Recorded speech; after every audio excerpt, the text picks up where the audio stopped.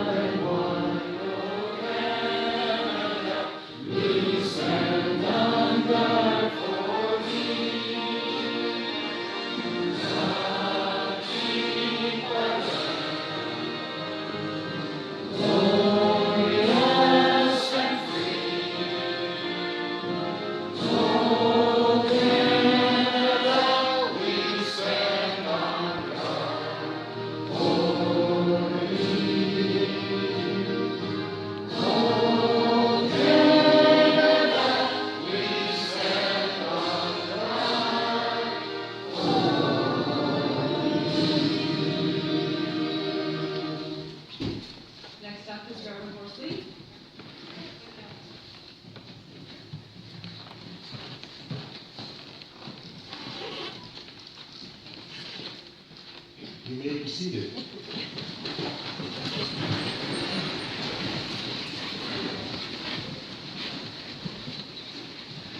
I want to thank you all for coming out, and as we celebrate these wonderful servants who are about to lay their lives down in service in a very special way.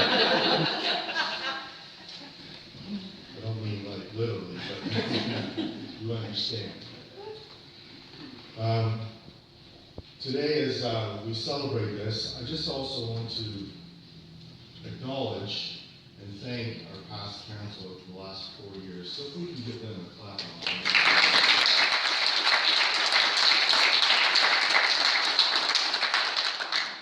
They've served us very well, and we thank them all for their service.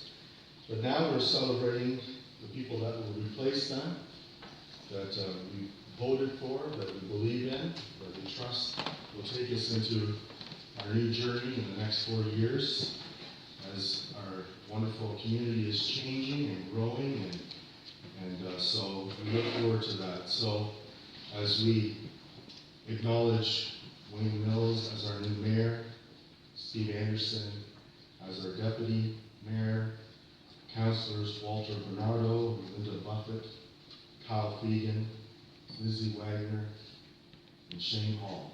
I made Lindsay Wagner before Shane Hall because she always seems to be last. I felt for her. So. These people whom have chosen to serve our community in this very high calling knew what they were getting into, at least I hope they did, and know that they are in it for a good 4 years to serve us in the best of their abilities. But our responsibility is to pray for them, to encourage them, to lift them up. But not just them, but their families as well. We need to acknowledge that it's not just them who are coming to lead us and to sacrifice for us, but it's their families as well. I know with some of them they have young families, and it's a big sacrifice they're doing for our community. And we need to remember that as these wonderful people get together and lead us. So let's not forget to pray for them as well. The responsibilities that they have in the coming days are very great. They'll need lots of divine help, much wisdom, understanding, long-suffering, and great perseverance. As one of the spiritual leaders in our community, it's my honor to be here tonight. I and the other faith leaders have a responsibility in our community to pray for our council and our leaders and our mayor. But most importantly, to pray for their families as well. I'm asking God for His protection, His mercy, His grace to be poured on these wonderful folks that are leading us. And that they would have the wisdom. And we ask on a daily basis that wisdom would be poured out to them so they would know how to make the right decisions for our community. I humbly have a little bit of advice, not that it might be very much, but being a leader for 27 years in the church, I've learned that our lives are not measured by our titles or the positions that we carry, but by our character, our integrity, our honesty, our morals and ethics, and the ability to serve others above ourselves. I believe that is what makes a good leader. In all my years, I don't know what a good leader is. Many people say, I know what a good leader is. I don't know what a good leader is, really. But I believe that a good leader is people like yourselves who are stepping into that position tonight, who have a willingness of heart to serve others beyond yourselves, and who, with the resources that you're given, and the time that you have, and the energy that God has given you, will do all that you can to serve our community to the best of your ability. And that's all we can ask. So tonight, as we celebrate this time of swearing you in to a heavy responsibility, I pray that God makes it light for you all and your families, and that He will be with you always. So at this time, I'd just like us to bow so we can pray for them. Father, we lift up the mayor, the deputy mayor, the councilors. We especially lift up their families. I pray that you would always give them times of rest, times of encouragement, times of peace. I pray as they would lead us that you would give them wisdom beyond their years. That, Father, that you would help them in those times where they're not sure which way to turn. That, Father, that you would speak to them in the depth of their heart. And that, Father, as you lead them and guide them, Lord, we as a community would lift them up, pray for them, encourage them, and, Father, believe in them, and know that they are trying to do the best they can for us as a community. So, Father, as we continue to grow, as we continue to change here in Shelburne, I pray, Lord, that you would just be in this place in a special way. Let our community be an example to many other communities. And I pray for the unity of our council as they work with the CAO and her staff, Father. I pray for the Works Department, the Police Department, the ambulances, and the Fire Department. I pray for the businesses. I pray for the residents of our community, that we would work with one heart and one mind to better our community for the sake of your glory. Father, I pray this in Jesus' name. Amen. Thank you. Please stay on the stage. We'll go ahead and start our oath of office for each councilor. Walter, you're first. I'm going to go in order, but it's time for an alphabetical order.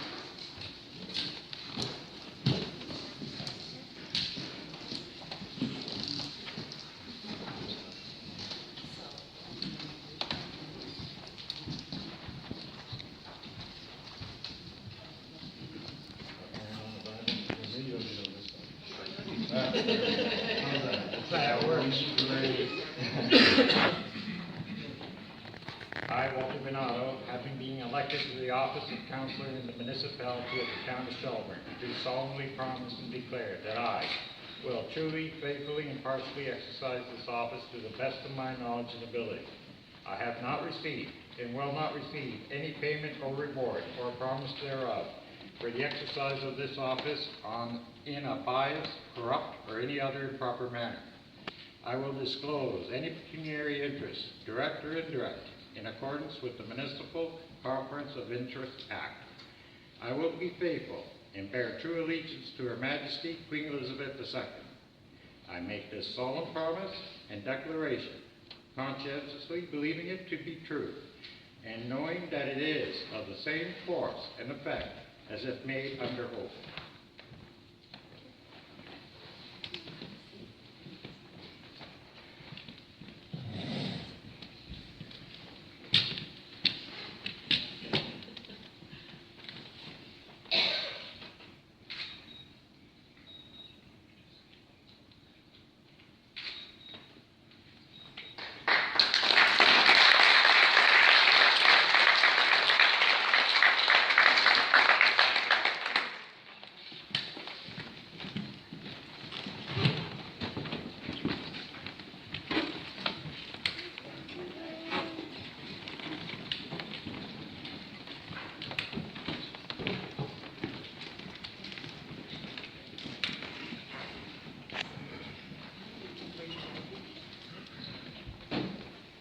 I, Linda Buffett, having been elected to the office of councillor in the municipality of the town of Shelburne, do solemnly promise and declare that I will truly, faithfully, and impartially exercise this office to the best of my knowledge and ability.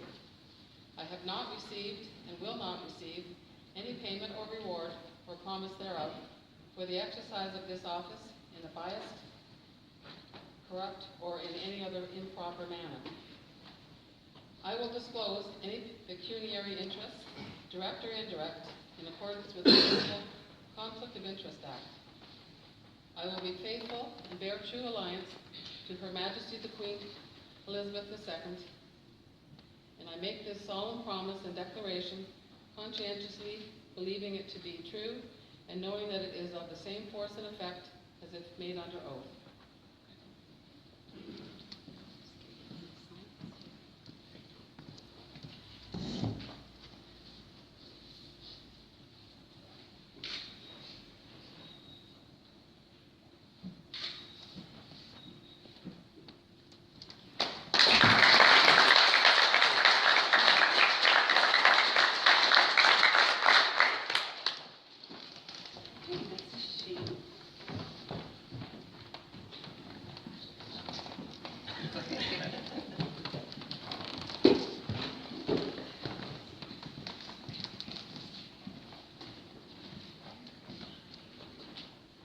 I, Shane Hall, have been elected to the office of councillor in the municipality of the town of Shelburne. Do solemnly promise and declare that I will truly, faithfully, and impartially exercise this office to the best of my knowledge and ability. I have not received and will not receive any payment or reward or promise thereof for the exercise of this office in a biased, corrupt, or in any other improper manner. I will disclose any pecuniary interest, direct or indirect, in accordance with the Municipal Conflict of Interest Act. I will be faithful and bear true allegiance to Her Majesty Queen Elizabeth II.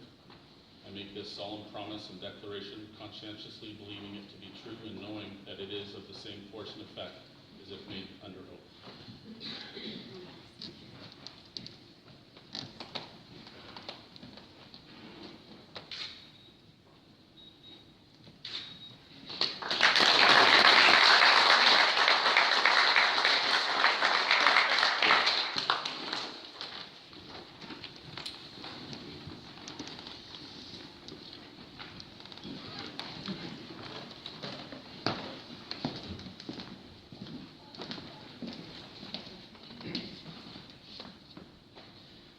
I, Kyle Fegan, having been elected to the office of councillor in the municipality of the town of Shelburne, do solemnly promise and declare that I will truly, faithfully, and impartially exercise this office to the best of my knowledge and ability.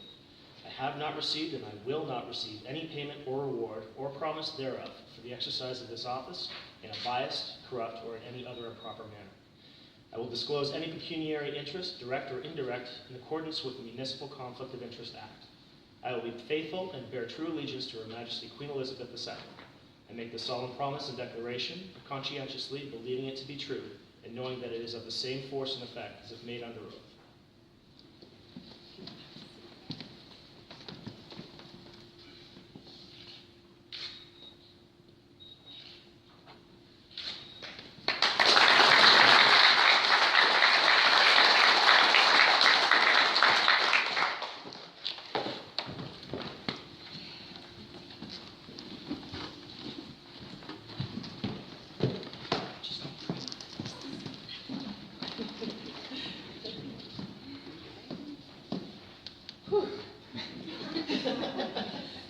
I, Lindsay Wegener, having been elected to the office of councillor in the municipality of the town of Shelburne, do solemnly promise and declare that I will truly, faithfully, and impartially exercise this office to the best of my knowledge and ability. I have not received and will not receive any payment or reward or promise thereof for the exercise of this office in a biased, corrupt, or in any other improper manner. I will disclose any pecuniary interest, direct or indirect, in accordance with the Municipal Conflict of Interest Act. I will be faithful and bear true allegiance to Her Majesty Queen Elizabeth II. I make this solemn promise and declaration conscientiously believing it to be true and knowing that it is of the same force and effect as if made under oath.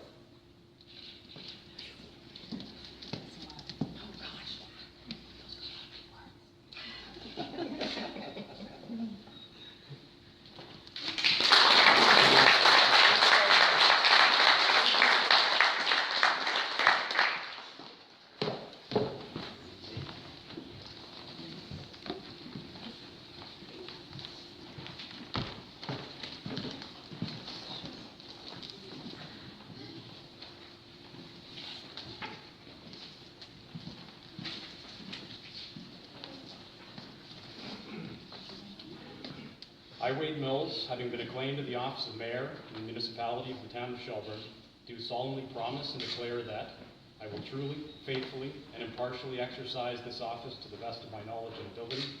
I have not and will not receive any payment or reward or promise thereof for the exercise of this office in a biased, corrupt, or in any other improper manner. I will disclose any pecuniary interest, direct or indirect, in accordance with the Municipal Conflict of Interest Act. I will be faithful and bear true allegiance to Her Majesty Queen Elizabeth II. I make this solemn promise and declaration, conscientiously believing it to be true, and knowing that it is of the same force and effect as if made under oath.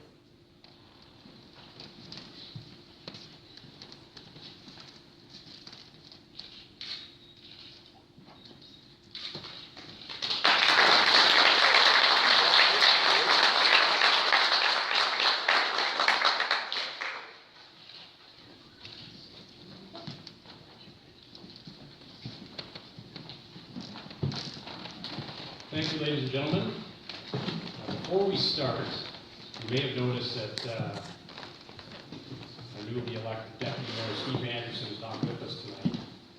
And that is because he's halfway around the world in Singapore at for a trip rather that was long planned. So because he couldn't be here, he did want to send a few greetings to mark the occasion. So hello everyone, I just want to take this opportunity to first thank our Mayor Wade Mills and our staff for providing me with this opportunity to participate with all of you this evening. As you can tell, unfortunately I can't be here because of a pre-booked trip to Singapore.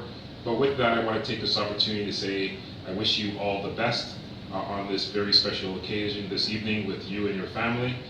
We have a great team and I look forward to working with you all as we strive to make Shelburne stronger together. So thank you and have yourself a wonderful evening. members of council, past and present, honored staff, Reverend Horsley, former Mayor Cruson, Warden Mills, friends and neighbors. If you'll indulge me for a moment, I just want to begin by thanking my family. As as Reverend Horsley alluded to, public service really does require an awful lot of support at home, and it certainly does become a family effort. So I can't express enough how much I appreciate the love and support from my wife, my parents, and the rest of my family, and I appreciate all of the support you give and everything you do and continue to do. I also want to thank Mayor Bennington, Deputy Mayor Dunlop, Councilors Chambers and Sample. Thank you for your years of service to this community, and I wish you all the best in your future endeavors. We have just witnessed our new council officially take the solemn oaths of office, but this ceremony that we mark here today is far bigger than any of us as individuals, as it marks a commitment that we all must make as members of this community. Today we come together not just to witness an orderly transfer of power from one group of elected officials to another. Today we come together to affirm our commitment to transcend our differences, to meet our collective challenges, and to define our mutual dreams. We use this opportunity to take stock of who we are and what we stand for as a community, to remember where we came from, and to decide where we go from here. And we do all of this at a very important moment for our community, because ours is a time of change. Change that's challenging old norms, applying new pressures, requiring novel approaches, and demanding more from all of us. But this change is not something that we should fear, because change itself is a law of life. And although it presents some challenges, it also opens up vast new horizons of opportunity and improvement. So no, we should not fear this change, but we must decide how we respond to it. At this critical juncture, we have the choice between passively allowing change to happen to us, or aggressively harnessing it and using it for our collective advantage. It's up to all of us to determine whether we allow our destiny to be written for us, or whether we choose to write it for ourselves. Although the current challenges we face as a result of our explosive growth may seem entirely new, they are in fact as old as Shelburne itself. When William Jelly and the other early settlers arrived in this place to tame the wilderness that it once was, it's hard to know exactly what they expected.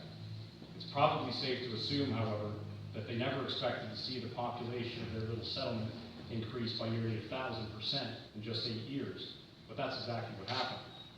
With the arrival of the railroad, this tiny settlement went from just 70 people in 1869 to 750 by 1877.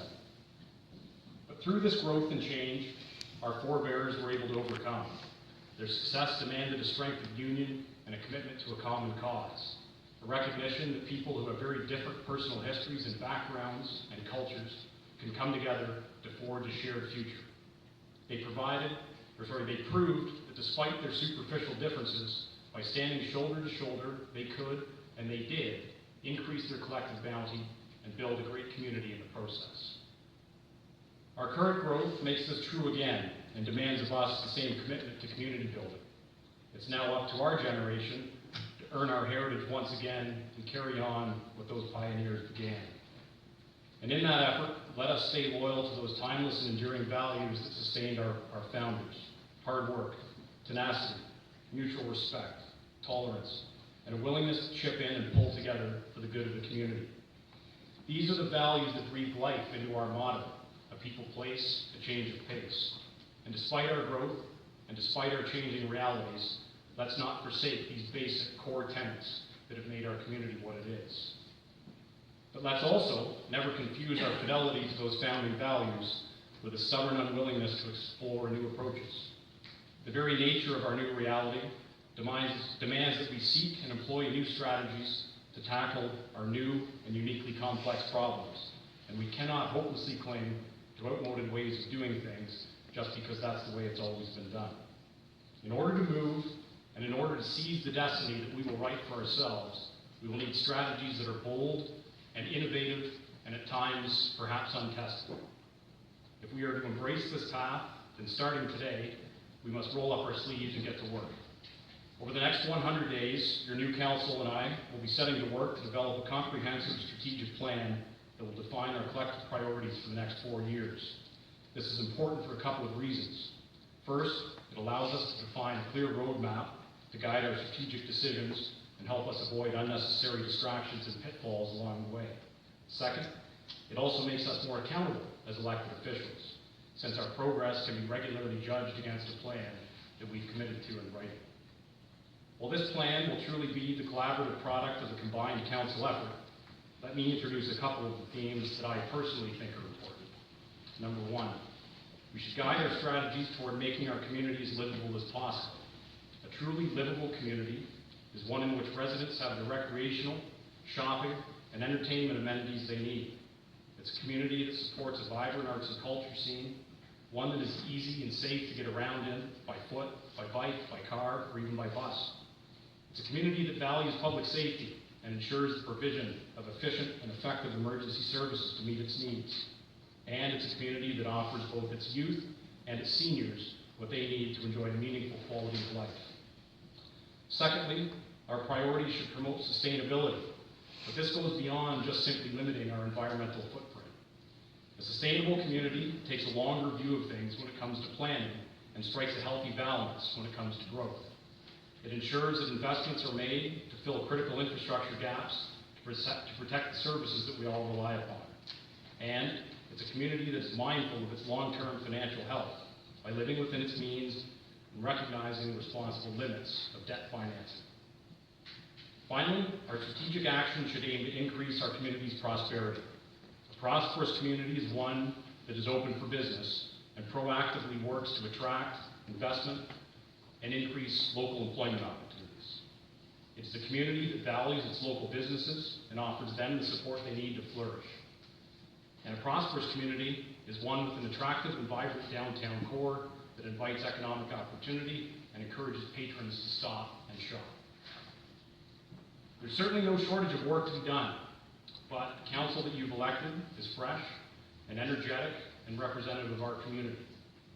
I'm incredibly optimistic about the promise and the ability of this talented group and of our staff, but I also know that we can't do it alone. We will need your support, your ideas, and your trust. And in return, we pledge to honor that support and that trust by acting with integrity and conducting the town's business in the light of day. We may not always agree on every issue, and that's fine, but council has a solemn responsibility to be open and upfront when it comes to the decisions we make and the reasons for making them. Our community's possibilities are limitless, and we can seize this defining moment so long as we seize it together. We cannot allow ourselves to become a community of strangers, so let it become a part of our collective DNA, this notion that no one should be left outside of the circle of community. Whether Shelburne has been home for 4 generations or for 4 weeks, we are all here now as a matter of choice, and we all deserve the same equal right to call this place home. So through our actions, let's demonstrate that this town is big enough, that our people are good enough, and that our hearts are big enough to foster a place of belonging for everyone. And in this effort, we can take a cue from nature. For just as the streams that flow from this headwaters region eventually intersect to form larger, stronger rivers, then in the same way, let us encourage the many different streams of culture and race and tradition that now exist in Shelburne to converge at a great confluence of community, a community that is made stronger and richer and more resilient through the unity of its many diverse and distinct parts. So with that in mind, let us set our compass true with a sense of confidence and a clarity of purpose, knowing what our destination is and how we plan to get there. It is a course we commit to not because it will be easy, but because it's necessary. Necessary to securing the kind of future we all want and ensuring that when we leave here, we can say that we have done our small part to make this place just a little bit better than when we found it. In the words of the poet Tennyson, we should be encouraged to strive, to seek, to find, and not to yield. So in that spirit, let us be bold enough, let us be brave enough, and let us be forward-thinking enough to embrace this course and seize the destiny that is ours to write for ourselves.